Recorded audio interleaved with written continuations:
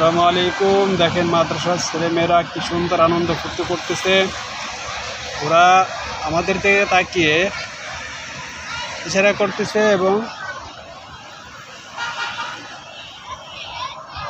সবাইকে দেখাচ্ছি। দেখেন একেবারে আটকা ঘরে, ছাদে কিছু কলা গাছ আছে, সুন্দর পরিবেশ তৈরি করছে মাদ্রাসার ছাত্রদের জন্য। ওরা একটা আটকা পরিবেশে বেরোতে পারে না।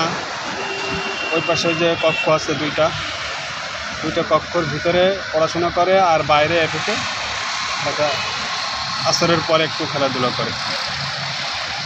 মাশাআল্লাহ সুন্দর লাগছে ওদের, ওরা খুবই ফুরফুরে। দেখেন কিভাবে হাত নাড়িয়ে আমাদেরকে ইশারা করতেছে।